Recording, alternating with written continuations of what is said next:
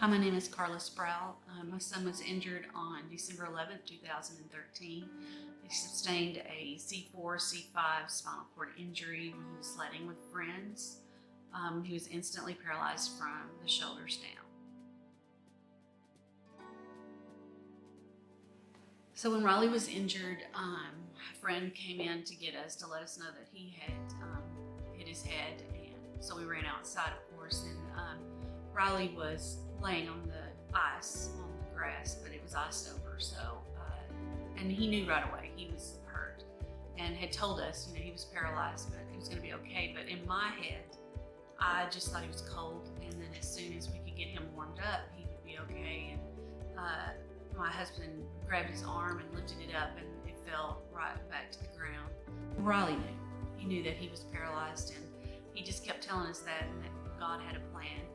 The ambulance came. Honestly, I don't even remember them getting Riley in the ambulance, but I was in the ambulance with him, and it wasn't long though before a pilot jumped in the back of the ambulance, seeing who was going to be on the helicopter to take Riley. So even then, it didn't register with me that this is pretty serious.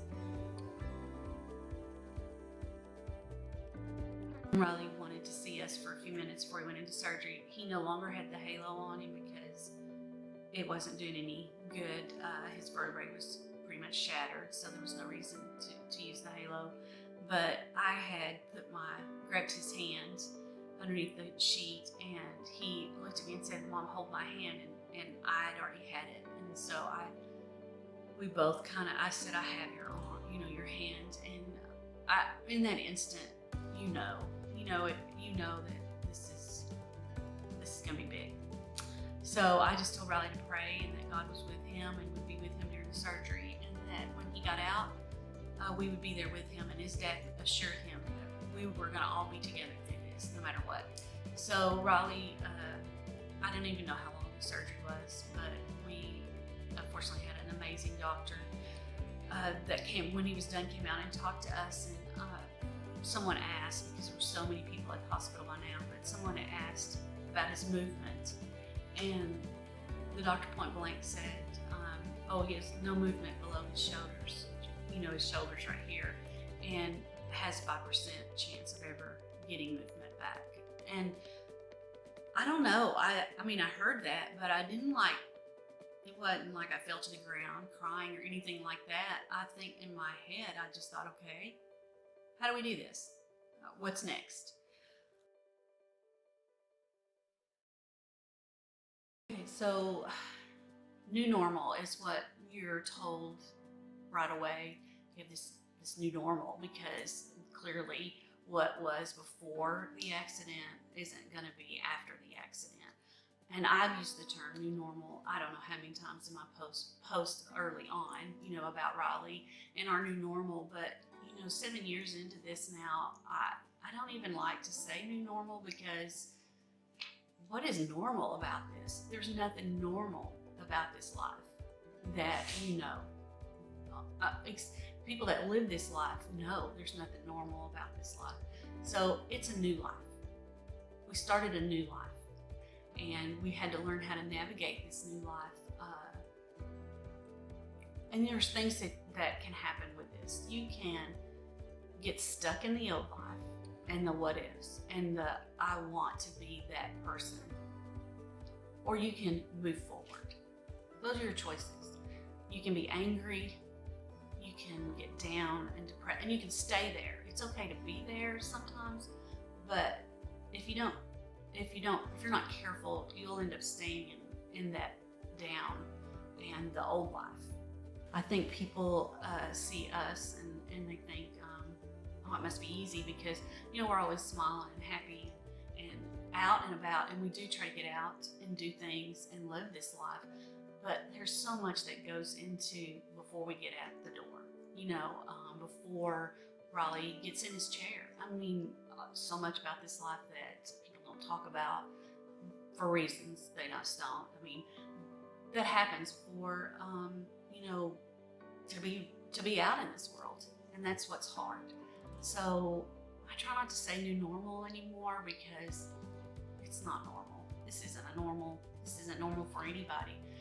even for your body, this isn't normal. This isn't how your body was made to live cut off from the mind that operates it. But this is life.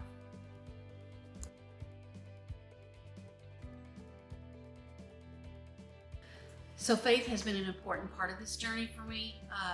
It definitely has grown in the last 7 years, from who I was before Riley's injury to who I am now. Completely different person as far as faith goes. I think, when something like this happens to you, you can have a lot of faith or a little bit of faith, but you're going to go one or two ways with your faith. And even people that have a lot of faith, sometimes that this happens to their child, they struggle with faith because you're questioning everything. So either you become angry and turn your back on your faith, or you turn directly into God and realize that He is the only one that will get you through this, because that is so true. Many times, we would question what's next, or how are we going to do this, or even the littlest things or the biggest things for Riley. But I have learned to stop and know that God is taking care of it, because He's already there. He's already ahead of us. And so my faith has grown because God has shown me what He can do every day, smallest ways, biggest ways. And He had ripped it down to where there was nothing I could do but trust Him. There was no one else. People talk about God never gives you more than you can handle. Honestly, that's not true, because this was way more than I could handle. No one is prepared for a spinal cord injury, to be a mom of a kid that has a spinal cord injury, financially be prepared for a spinal cord injury, or or cancer or anything. There's no way you can be prepared. So God did give us more than I could handle, but He gave me people in my life. He gave me prayer. He gave me the tools I needed at that time to get through it. The tools I didn't have before, they were there. I just wasn't utilizing them. So, when that happens, you're thrown a pretty big blow. You have to just turn to your faith. And for me, that's what's kept me going, knowing God's promises, knowing that we are here temporarily. This place isn't home. And that whether Riley walks, and I don't even like to say walk, I wish he'd just have his arms, but whether Riley's healed today on this earth or the minute that he sees God face to face, that's our promise. He will no longer need his body there. So this time on earth is short.